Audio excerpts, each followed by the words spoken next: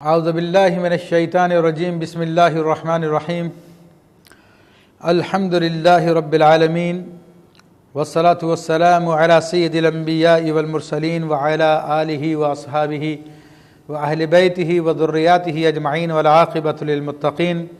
قال اللہ تبارک وتعالی فی کلامہ المجید والفرقان الحمید فی سورۃ الانعام بسم اللہ الرحمن الرحیم أولئك الذين آتيناهم الكتاب والحكم والنبوة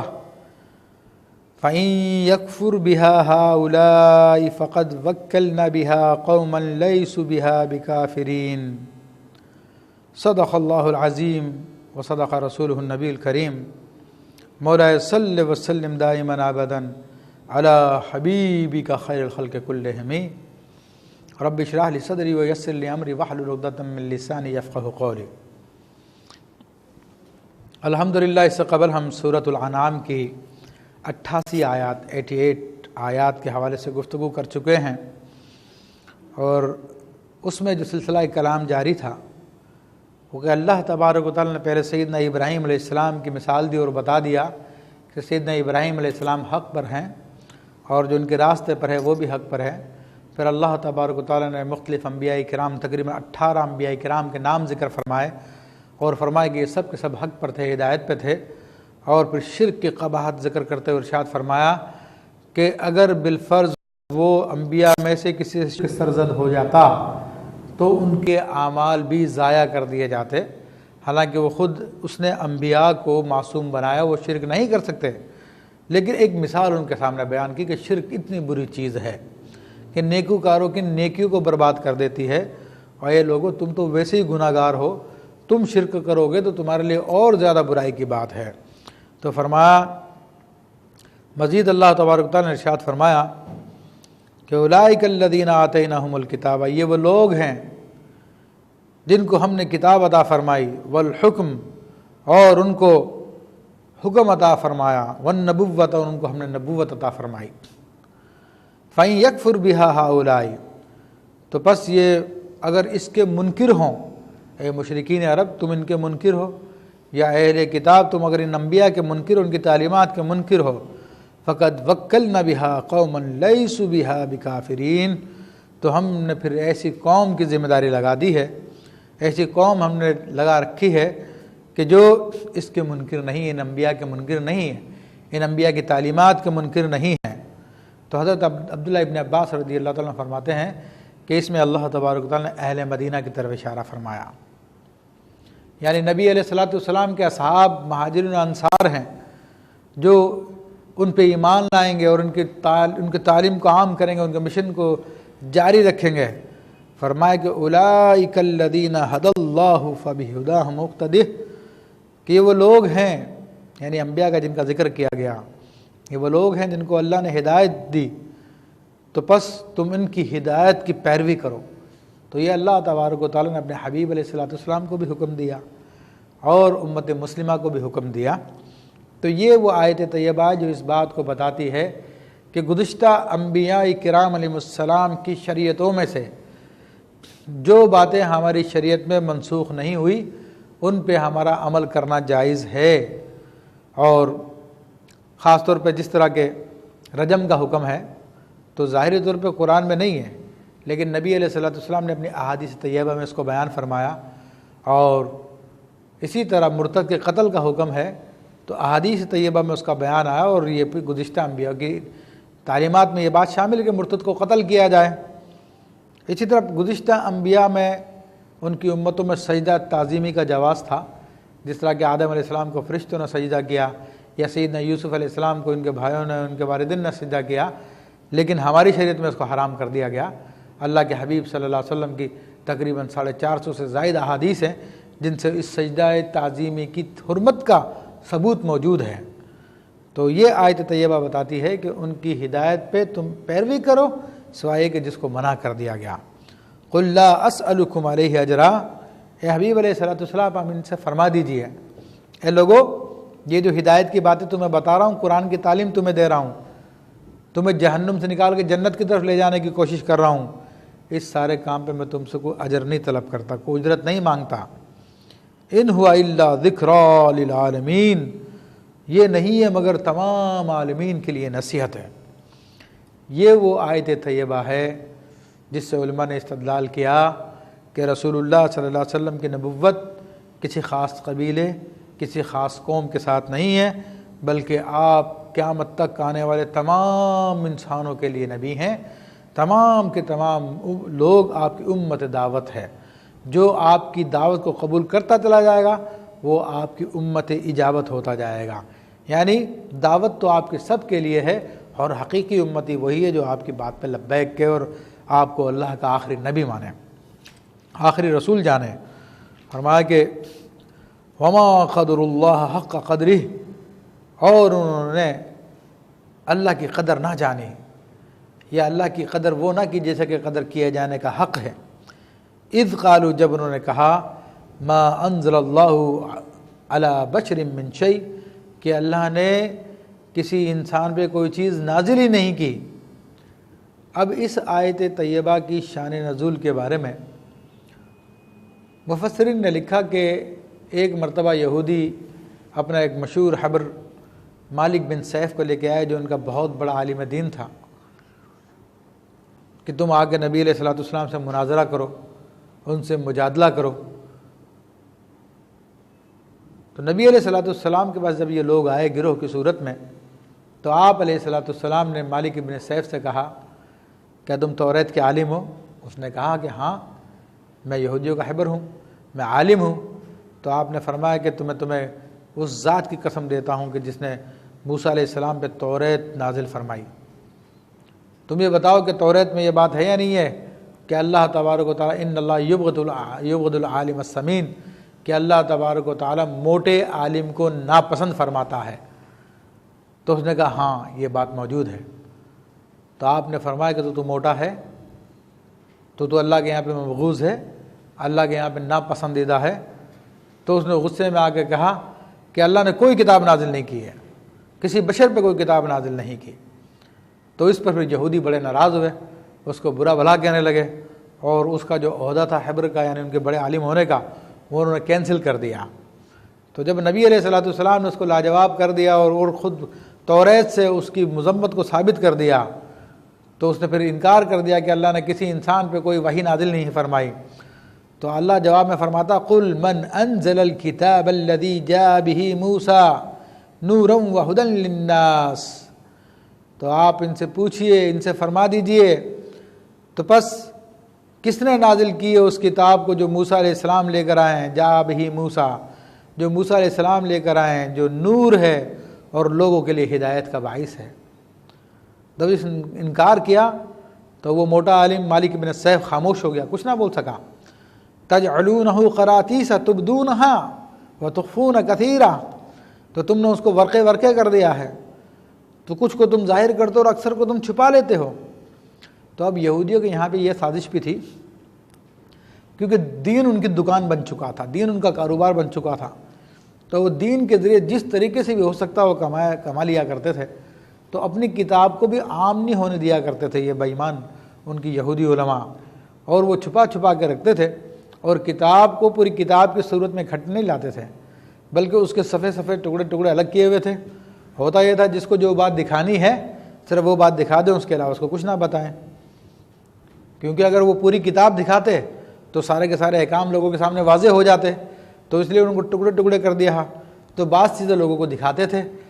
اور جن میں ان کے مطلب کی باتیں ہوتی تھی، اور جو ان کے مطلب کے خلاف ہوتی تھی، یا نبی علیہ الصلوۃ والسلام کی جن صفوں میں تعریفات بیان کی ہوئی تھی، آپ کی نشانیاں علامتیں بیان کی ہوئی تھی، آپ پہ ایمان لانے کا حکم دیا گیا تھا، ان سب کو وہ لوگ چھپا لیا کرتے تھے۔ فرمایا کہ تخفون کثیرا، اور بہت سو کو تم چھپاتے ہو۔ وَعُلِّمْتُم مَّا لَمْ تَعْلَمُوا أَنتُمْ وَلَا آبَاؤُكُمْ، اور تمہیں تو وہ علم دیا جاتا ہے جو تمہیں بھی نہیں تھا اور تمہارے آبا و اجداد کو بھی نہیں تھا۔ یعنی نبی علیہ الصلوۃ والسلام تشریف لائے، تمہیں قرآن کا علم وہ تمہیں دے رہے ہیں جو تمہارے باپوں کے پاس بھی نہیں تھا، تمہارے پاس بھی نہیں ہے۔ قُلِ اللَّهُ، اگر وہ انکار کر دیں، وہ انکار کر دیں اس بات کا آپ کی، تو آپ کہہ دیجیے کہ ہاں اللہ نے نازل کیا ہے۔ ثُمَّ ذَرْهُمْ، پھر ان کو چھوڑ دو، فِي خَوْضِهِمْ يَلْعَبُونَ، کہ وہ اپنی بےہودگی میں کھیلتے رہیں۔ جس حالت میں ہیں ان کو چھوڑ دیجئے، کیونکہ جب وہ حق سے منکر ہو گئے ہیں۔ وَهَذَا كِتَابٌ أَنزَلْنَاهُ مُبَارَكٌ مُصَدِّقُ الَّذِي بَيْنَ يَدَيْهِ وَلِتُنذِرَ أُمَّ الْقُرَىٰ وَمَنْ حَوْلَهَا۔ اللہ تعالیٰ ارشاد فرماتا ہے کہ یہ کتاب یعنی قرآن مجید یہ بڑی بابرکت کتاب ہے اور تصدیق کرنے والی ہے ان باتوں کی، ان کتابوں کی جو آپ کے سامنے ہیں، یعنی توریت، زبور، انجیل۔ وَلِتُنذِرَ أُمَّ الْقُرَىٰ، تاکہ آپ لوگ بستیوں کے سردار کو ڈرائیں، بستیوں کی اصل کو ڈرائیں، وَمَنْ حَوْلَهَا، جو اس کے ارد گرد ہے۔ تو یہاں پر بستیوں کا سردار، بستیوں کی ماں، بستیوں کی اصل ام القریٰ کا معنی بنتا ہے یہ سارے کے سارے۔ اور یہ ام القریٰ مکہ معظمہ کو کہا جاتا ہے، اور اس کو بستیوں کی ماں یا بستیوں کے سردار یا بستیوں کی اصل کس لیے کہا جاتا ہے؟ تو ایک تو وجہ یہ ہے کہ زمین میں سب سے پہلے پانی سے جو حصہ برآمد ہوا تھا وہ یہ خانہ کعبہ کی جگہ تھی، مکہ معظمہ تھا۔ اس کے بعد پھر رب کریم نے زمین کو پھیلایا تو پوری کی پوری زمین وجود میں آئی، تو یہ تمام کے تمام بستیوں کی اصل ہے، ان کی ماں ہے، اسی سے ساری کی ساری زمین پیدا ہوئی ہے، پھیلی ہے۔ یا اس اعتبار سے بھی یہ بستیوں کی ماں ہے، اصل ہے، کہ چونکہ یہ مرکز تھا کعبہ ہونے کی وجہ سے، تو ارد گرد جتنے لوگ تھے وہ سب کے سب یہاں پہ آیا کرتے تھے مرکز ہونے کی وجہ سے۔ تو آپ علیہ الصلوۃ والسلام کو بتایا گیا کہ آپ کو اس لیے بھیجا گیا ہے تاکہ جو یہ بستی میں مکہ والے جو لوگ ہیں ان کو اور اس کے ارد گرد جو ساری دنیا ہے، کوئی حد بندی نہیں کی گئی، اس میں پوری دنیا شامل ہے، ان سب کو آپ جو ہے اللہ کا ڈر سنائیں۔ والذین یؤمنون بالآخرۃ، اور جو لوگ آخرت پہ ایمان لاتے ہیں، یؤمنون بہ، وہ اس کتاب پہ ایمان لاتے ہیں۔ یعنی اس کتاب کو تو وہی لوگ مانتے ہیں حقیقتاً جو آخرت پہ ایمان لاتے ہیں، اور جو اس کتاب کو ماننے کی تو بات تو کرتے ہیں، قرآن تو کرتے ہیں، لیکن آخرت پہ ایمان نہیں لاتے، تو وہ مومن نہیں ہے۔ وَهُمْ عَلَىٰ صَلَاتِهِمْ يُحَافِظُونَ، اور وہ اپنی نمازوں کی حفاظت کرتے ہیں۔ اہل ایمان کی علامتیں بیان کی جا رہی ہے۔ وَمَنْ أَظْلَمُ مِمَّنِ افْتَرَىٰ عَلَى اللَّهِ كَذِبًا أَوْ قَالَ أُوحِيَ إِلَيَّ وَلَمْ يُوحَ إِلَيْهِ شَيْءٌ۔ اب اس آیت طیبہ میں ایک خاص واقعے کی طرف اشارہ کیا گیا ہے، ورنہ تو مفہوم تو عام ہے اس کا۔ تو وہ واقعہ یہ ہے کہ مسیلمہ کذاب ایک شخص تھا بنو حنیفہ کا، اس نے نبوت کا دعویٰ کیا، اور نبوت کا دعویٰ کرنے کے بعد کہنے لگا کہ مجھ پہ وحی آتی ہے، اور جھوٹ بولنے لگا وہ۔ تو اللہ تبارک و تعالی نے اس کے رد میں یہ آیت طیبہ نازل فرمائی، وَمَنْ أَظْلَمُ مِمَّنِ افْتَرَىٰ عَلَى اللَّهِ كَذِبًا، اور اس سے بڑھ کر ظالم کون جو اللہ پہ جھوٹی بات بھانتا ہے، اللہ کے حوالے سے جھوٹی باتیں بتاتا ہے۔ او قال اوحی الی، یا کہتا ہے کہ مجھ پہ وحی کی گئی ہے، ولم یوحى الیہ شیء، حالانکہ اس کے اوپر تو کوئی وحی نہیں کی گئی ہے۔ تو ایک تو یہ کہ مسیلمہ کذاب کا رد فرمایا اللہ تبارک و تعالیٰ نے، اور پھر مزید فرمایا کہ وہ من قال سأنزل مثل ما انزل اللہ، اور جس نے کہا کہ میں بھی ان قریب اتاروں گا، نازل کروں گا اسی کی مثل جو اللہ نے نازل کیا ہے۔ تو یہ واقعہ عبداللہ بن ابی سرح کے بارے میں ہے۔ یہ شروع میں نبوت کا کاتب تھا، وحی کا کاتب تھا، وحی لکھا کرتا تھا۔ جب اللہ تبارک و تعالیٰ نے انسان کی تخلیق سے متعلق آیت طیبہ نازل فرمائی تو اس آیت طیبہ کا آخری حصہ اس کی زبان پہ جاری ہو گیا، فَتَبَارَكَ اللَّهُ أَحْسَنُ الْخَالِقِينَ۔ تو جب یہ جاری ہوا اس کی زبان پر تو شیطان نے اس کو بہکایا، اور شیطان کے بہکاوے میں آ کر یہ کہنے لگا کہ جیسا قرآن نازل ہوتا وہ میں بھی نازل کر سکتا ہوں۔ اس کے بعد حالانکہ اس نے بہت کوشش کی مگر کوئی فصیح و بلیغ کلام کہہ ہی نہیں سکا یہ شخص۔ تو یہ اس کی بیوقوفی تھی، شیطان نے اس کو بہکا دیا، ورنہ حقیقت یہ کہ کلام کی خوبی ہوتی ہے کہ جب کوئی اچھا کلام کہا جاتا ہے تو اس کا قافیہ خود بخود لوگوں کی زبانوں پہ آ جاتا ہے۔ جس طرح کوئی شاعر اپنے اشعار کو پڑھتا اس کا قافیہ اچھا ہوتا ہے تو لوگ اس کے کہنے سے پہلے قافیے کا لفظ بول دیتے ہیں، قافیہ ملا دیتے ہیں۔ تو اس کا مطلب یہ تھوڑی ہوتا کہ وہ کلام ان لوگوں نے لکھا، وہ تو شاعر نے لکھا ہے۔ تو اسی طرح قرآن مجید فرقان حمید ایک فصیح و بلیغ کلام ہے، تو اس کا آخری حصہ اس کے زبان پہ جاری ہوا، تو اس کا مطلب یہ تو نہیں ہے کہ وہ قرآن جیسا کلام بنا لے گا، تو پھر کبھی بھی وہ نہیں بنا سکا۔ تو اب اللہ تبارک و تعالیٰ نے ان لوگوں کے بارے میں یہ دونوں کے دونوں آیتیں نازل فرمائی، ایک مسیلمہ کذاب کے بارے میں اور ایک عبداللہ بن ابی سرح کے بارے میں، لیکن اس میں دوسری طرف یہ بھی اشارہ کر دیا گیا ہے کہ یہ بہت بڑی بات ہے کہ کوئی اللہ پہ بہتان باندھے یا کہے کہ مجھ پہ وحی نازل کی گئی ہے اور یا کہے کہ میں بھی قرآن جیسا کہہ سکتا ہوں۔ فرمایا کہ وَلَوْ تَرَىٰ إِذ الظَّالِمُونَ فِي غَمَرَاتِ الْمَوْتِ، اگر تم دیکھو کہ اس وقت کو دیکھو، یعنی اس پہ غور کرو کہ جب کافر لوگ کہیں گے، ظالم لوگ کہیں گے، اِذ الظَّالِمُونَ فِي غَمَرَاتِ الْمَوْتِ، جب کفار جان کنی کے عالم میں ہوں گے، ان پر موت کی سختیاں طاری ہوں گی، وَالْمَلَائِكَةُ بَاسِطُو أَيْدِيهِمْ، اور فرشتے اپنے ہاتھوں کو کھولے کھڑے ہوئے ہوں گے، اخرجوا انفسکم، کہ نکالو اپنی جانیں۔ اور موت کے وقت ان کی کیفیت کو بیان کیا جا رہا کفار کی، کہ عذاب کے فرشتے آ کر جب ان سے جانیں نکلوائیں گے اور وہ کہیں گے اليوم تجزون عذاب الہون، آج تم لوگوں کو بدلے میں دیا جائے گا ذلت کا عذاب، بما کنتم تقولون علی اللہ غیر الحق، اس وجہ سے جو تم اللہ تبارک و تعالیٰ پہ جھوٹی بات کہتے تھے، وکنتم عن آیاتہ تستکبرون، اور تم اس کی آیتوں سے تکبر کرتے تھے، یعنی اس کی آیتوں کو ماننے سے انکار کرتے تھے، محمد رسول اللہ صلی اللہ علیہ وسلم کو ماننے سے انکار کرتے تھے۔ یہ مشرکین عرب، اہل کتاب اور جو بھی تکبر کرنے والا اس کے بارے میں فرمایا گیا۔ وَلَقَدْ جِئْتُمُونَا فُرَادًا، اللہ تعالیٰ فرماتا بے شک تم آج ہمارے پاس تنہا آئے ہو۔ دنیا کی زندگی میں جب تم کفر کرتے تھے تو بڑی بڑی حکومتیں تمہارے ساتھ ہوا کرتی تھی، بڑے باڈی گارڈ تمہارے ساتھ چلا کرتے تھے، 4 آگے چلتے 4 پیچھے چلتے تھے، گاڑی چلتی تو ہٹو بچوں کا نعرہ لگاتے تھے، مخلوق کے راستے بند کر دیا کرتے تھے۔ آج اللہ فرماتا وَلَقَدْ جِئْتُمُونَا فُرَادًا، آج تم ہمارے پاس تنہا آئے ہو، کما خلقناکم اول مرہ، اسی طرح جس طرح ہم نے تم کو پہلی مرتبہ پیدا کیا تھا۔ جب پہلی مرتبہ پیدا کیا تھا اس وقت جو تم تنہا تھے، یعنی خاص طور پہ ارواح روح کی طرف اشارہ، ارواح کی پیدائش کی طرف اشارہ کیا گیا کہ جب انسانوں کی روحوں کو پیدا کیا گیا تھا تو اس وقت کوئی ماں باپ تو تھے نہیں جو قریب ہوتے، نہ دایا تھی، تو اس وقت بھی انسان تنہا تھا۔ اور آج جب اللہ کی بارگاہ میں حاضر ہو رہا ہے، اے دنیا میں تکبر کرنے والو، اے دنیا میں ظلم کرنے والو، تم آج تکبر کرتے ہو، لوگوں پہ ظلم کرتے ہو، کل اللہ کی بارگاہ میں تمہیں تنہا کھڑا ہونا پڑے گا۔ کما خلقناکم اول مرہ، اسی طرح جس طرح کہ ہم نے تمہیں پہلی مرتبہ پیدا کیا تھا۔ وَتَرَكْتُمْ مَا خَوَّلْنَاكُمْ وَرَاءَ ظَهُورِكُمْ، اور تم چھوڑ آؤ پیچھے جو مال ہم نے تمہیں عطا کیا تھا، یعنی دنیا کا مال و اسباب اب سب دنیا میں رہ گیا، اب تو تم تنہا اپنے رب کے پاس ہو، تمہارے حشام و خدام و باڈی گارڈ، تمہاری بڑی بڑی گاڑیاں کہاں چلی گئی؟ وَمَا نَرَىٰ مَعَكُمْ شُفَعَاءَكُمْ، اور آج ہم تمہارے ساتھ تمہارے وہ سفارشی نہیں دیکھ رہے، تمہارے حمایتی نہیں دیکھ رہے، الَّذِينَ زَعَمْتُمْ أَنَّهُمْ فِيكُمْ شُرَكَاء، جن کے بارے میں تم نے یہ بدگمان کیا ہوا تھا کہ تم ان کے ساتھ شریک ہو، یہ تمہارے ساتھ ہیں۔ لَقَدْ تَقَطَّعَ بَيْنَكُمْ، اور آج تمہارے آپس کے ڈور کٹ گئی ہے، آج تمہارے آپس کے رشتے ختم ہو گئے ہیں۔ وَضَلَّ عَنْكُمْ مَا كُنْتُمْ تَزْعُمُونَ، اور تم سے وہ سب کچھ کھو گیا جس کے بارے میں تم بڑے جھوٹے گمان رکھتے تھے۔ تو کفار کو خاص طور پہ مخاطب کر کے کہا جا رہا ہے کہ تم اپنے جھوٹے خداؤں پہ اعتماد رکھتے تھے، ان پہ توکل کرتے تھے اور سمجھتے تھے تمہیں یہ خدا سے بچا دیں گے، تو یہ تمہاری غلط فہمی ہے، آج تم تنہا موجود ہو۔ یہ کفار کے بارے میں ہے۔ معاذ اللہ ثم معاذ اللہ، بعض لوگ ان آیتوں کو مسلمانوں پہ چسپاں کرتے ہیں،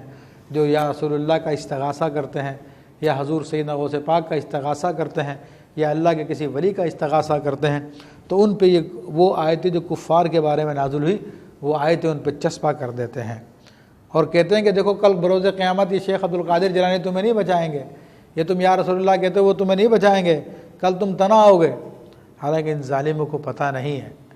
یہ لوگ جانتے بوجھتے انبیاء کی شان میں تقصیر کرنے کے لیے، اولیاء کی شان گھٹانے کے لیے یہ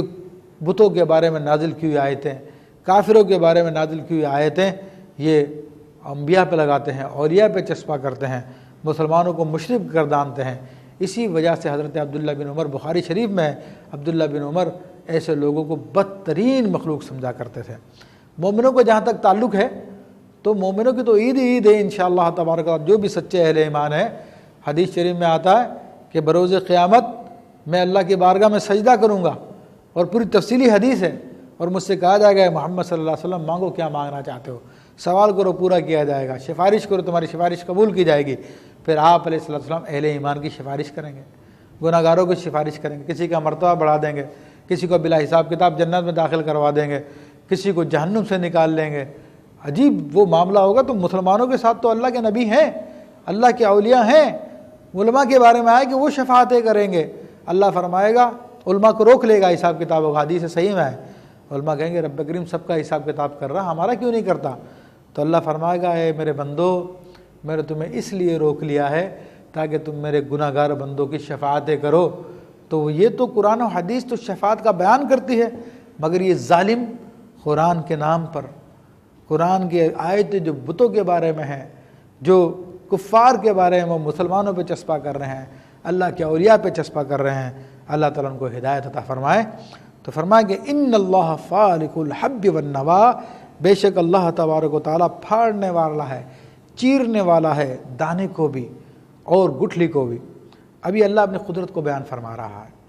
کہ اللہ کی قدرتیں تو وہ ہیں جس کو تم آج ماننے کے لیے تیار نہیں ہو، اور بے جان بتوں کی طرف تم لوگ لگے ہوئے ہو، حالانکہ وہ ذات تو ایسی قدرت والی ہے کہ چھوٹا سا بیج زمین میں بو دیا جاتا ہے تو اس کو پھاڑ دیتا ہے، اس میں سے کومپل نکال دیتا ہے۔ سخت گٹھلی کھجور کی اور دیگر چیزوں کی وہ زمین میں لگائی جاتی ہے تو وہ زمین کو چیر کر پھاڑ کے نرم و نازک پودا نکل آتا ہے۔ تو وہ ذات ہے یخرج الحی من المیت، وہ زندہ سے مردہ کو نکالتا ہے، یعنی انسان سے نطفے کو نکالتا ہے، پرندے سے انڈے کو نکالتا ہے، وہ مخرج المیت من الحی، اور مردے سے زندہ کو نکالتا ہے، یعنی وہ انڈے سے پرندے کو زندہ نکالتا ہے۔ انڈا مردار ہوتا ہے، بے جان ہوتا ہے، اور پرندہ جاندار ہوتا ہے۔ نطفہ بے جان ہوتا ہے اور اس سے انسان پیدا ہوتا ہے، وہ جاندار ہوتا ہے۔ ذالکم اللہ، وہ اللہ ہے۔ فَأَنَّ تُؤْفَكُونَ، تو تم کدھر اوندے منہ جاتے ہو؟ فالق الاصباح، وہی صبح کو ظاہر کرنے والا ہے، صبح کو پھاڑنے والا ہے۔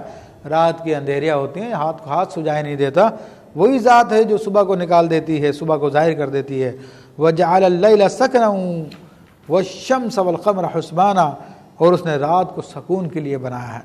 کتنی اللہ کی قدرت ہے۔ دن بھر انسان کام کاج کرتا ہے، تھکا ہارا ہوتا ہے، لیکن رات کو جب آ کے سوتا ہے تو اس کو سکون مل جاتا ہے۔ وَالشَّمْسَ وَالْقَمَرَ حُسْبَانًا، اور چاند اور سورج اسی کے پیدا کیے ہوئی مخلوق ہے چھوٹی سی، جو اس نے تمہارے حساب کتاب کے لیے پیدا کیے ہے۔ ذَلِكَ تَقْدِيرُ الْعَزِيزِ الْعَلِيمِ، اور بے شک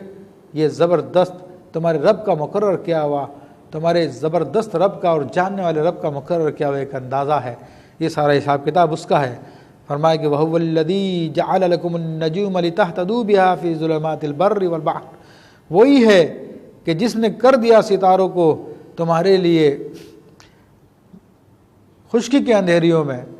سمندر کے اندھیریوں میں، تاکہ تم لوگ ہدایت پا جاؤ، یعنی تم رات کے اندھیریوں میں جو راستہ تلاش کرتے ہو، ستاروں کے ذریعے سے راستہ تلاش کر لیتے ہو۔ وَقَدْ فَصَّلْنَا الْآيَاتِ لِقَوْمٍ يَعْلَمُونَ، اور تحقیق ہم نے آیتوں کو کھول کھول کے بیان کر دیا ان لوگوں کے لیے جو عقل رکھتے ہیں، جو جانتے ہیں۔ جو جاننے والے جب اللہ کی ان مظاہر میں غور کرتے ہیں، ان مخلوقات میں غور کرتے ہیں، تو ان کو نظر آتا ہے کہ ان کا ایک کارساز ہے، ان کا ایک بنانے والا ہے، کیونکہ کئی بنانے والے ہوتے تو یہ مخلوق مختلف ہوتی، ان کے مقاصد مختلف ہوتے ہیں، مگر ہر چیز کا مقصد دوسری مقصد سے جڑا ہوا ہے۔ ہر چیز کی تخلیق کو دیکھتے ہیں تو اس میں ایک ہی انداز نظر آتا ہے۔ تو یہ اللہ تعالیٰ نشانیاں بیان فرماتا ہے۔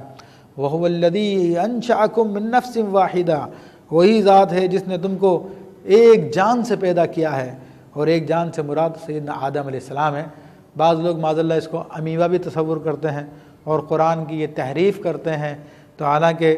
امیبا کو مانا جائے تو ایولیوشن تھیوری کو مانا جائے گا، اور ایولیوشن تھیوری اس وقت سائنٹیفکلی